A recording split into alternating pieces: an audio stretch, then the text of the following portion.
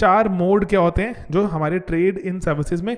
पहले मोड में जो क्रॉस बॉर्डर सप्लाई करते हैं हम, मतलब ये जैसे आपको एग्जांपल से देखिए, हमारा जैसे कंज्यूमर और ये सप्लायर अपने अपने घर बैठे हुए हैं, लेकिन जैसे इंटरनेट वगैरह जैसे भी यूज़ करके सामान भेज रहे हैं, ठीक है। तो ये पर्टिकुलरली जो इलेक्ट्रॉनिक की तरह हो सकता है, इलेक्ट्रॉनिकली बहुत ही ईजी हो गया है। जैसे आर्किटेक्ट ने कोई प्लान बनाया, अपना प्लान उसको ईमेल कर दिया अपने क्लाइंट को, तो उसके पैसे वसूल कर लिए, है ना। दैट इज मोड 1, ठीक है, मोड 1, जिसमें बॉर्डर क्रॉस नहीं होते, as such physically border cross नहीं हो रहा, लेकिन सामान बॉर्डर क्रॉस कर रहा है। एंड जनरली इलेक्ट्रॉनिक मीडिया ने तो इसको बहुत ही ज़्यादा रैपिड कर दिया, ठीक है। टीचर अपना टीचिंग मटेरियल बेच रहा है, और जो यूएसए में बैठ के कोई इंडिया में बच्चे को पढ़ा रहा है, या इंडिया में बैठ के कोई यूएसए में बच्चे को पढ़ा रहा है, तो घर बैठे ही ऐसा हो रहा है। एक डॉक्टर जो जर्मनी में बैठा हुआ है, इंडिया के पेशेंट को एडवाइस कर रहा है क्या करना चाहिए।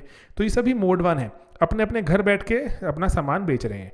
ऑलराइट, सर्विसेज की बात हो रही है, गुड्स की बात नहीं हो रही, सर्विसेज, ठीक है। अपने अपने घर बैठ के अपना अपना सामान वहाँ बेच रहे हैं। इलेक्ट्रॉनिक मीडिया के कारण तो ये बहुत ही ज़्यादा रैपिड हो चुका है। ऑलराइट, नेक्स्ट, अब ये वही है जैसे कि गुड्स बेचते हो आप, जैसे घर बैठे आपने, जैसे मान लीजिए यूएसए का कुछ सामान इंडिया मंगवाते हैं, वो कंपनी तो वही है, उसने अपना सामान भेज दिया अपने इंडिया का, तो ये तो नहीं है ना कंपनी पूरा उठ के आ गई, तो सामान पहुंच जाता है। तो ये सर्विसेज में भी हो पा रहा है, क्योंकि इलेक्ट्रॉनिक मीडिया ने इसको बिल्कुल मुमकिन कर दिया। ओके, नेक्स्ट लेवल आता है आपका, next is mode 2, consumption abroad. Consumption abroad मतलब जिसको सामान कंज्यूम करना था वो बाहर गया, सामान कंज्यूम करके वापस आ गया।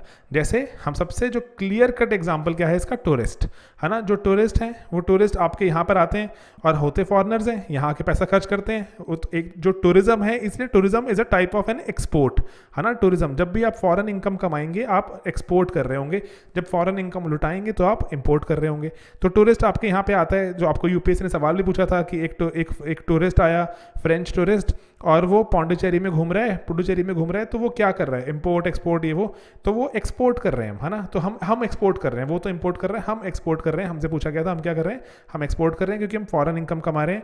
तो टूरिस्ट आ रहा है यहाँ पर, होटल रेस्टोरेंट की सर्विसेज ले रहा है। और पेचीदा एग्जाम्पल, कोई हमारी शिप या हमारा एयरक्राफ्ट वो मेंटेनेंस करने के लिए बाहर गया, ठीक होकर वापस आ गया।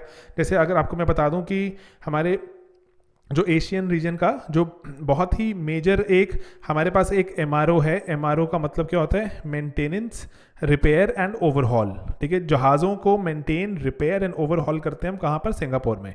बोइंग एक बहुत ही बड़ी कंपनी है, बोइंग का एमआरओ सेंटर अभी सिंगापुर में है। एंड हमारे जो जहाज़ हैं वो ठीक होने, रिपेयर होने वहाँ जाते हैं, वापस आते हैं, तो हम वहाँ पे पे करते हैं। दैट इज़ मोड 2, वहाँ पे जाके जो लोग हैं उसको हमें सर्विसेज दे रहे हैं। तो इस पर एक और न्यूज़ पैरेलली मैंने पहले भी बताया था, दोबारा सुन लो, कि बैंगलोर में बोइंग ने अनाउंस किया कि वो एक एशिया का बिगेस्ट एमआरओ फैसिलिटी खोलने वाले हैं, ठीक है, एमआरओ। तो एमआरओ पे बात जो मेंस में इंपॉर्टेंट है। ओके, मोड 3 की तरफ बढ़ते हैं। मोड 3 मतलब कि कमर्शियल प्रेजेंस है, कि कोई, अब यहाँ पे एग्जांपल के थ्रू समझिए, यहाँ पर देखिए कि कोई अगर कोई बैंक, है ना, जैसे कोई बैंक अपनी ब्रांच खोल दे किसी और कंट्री में, अब जैसे जो इंग्लैंड का कोई बैंक इंडिया में आके ब्रांच खोल दे अपनी, तो वो क्या है, मोड 3, कि वहाँ पर सर्विस जो सप्लायर था उसने अपनी लीगल प्रेजेंस कर दी, जॉइंट वेंचर के थ्रू कर सकता है, सब्सिडरी, ब्रांच ऑफिस वगैरह, जैसे भी आपके यहाँ पे आके उसने अपना ब्रांच खोली, या फिर आपके बंदों ने वहाँ, आपकी कंपनी ने वहाँ जाके ब्रांच खोली, दैट इज मोड 3।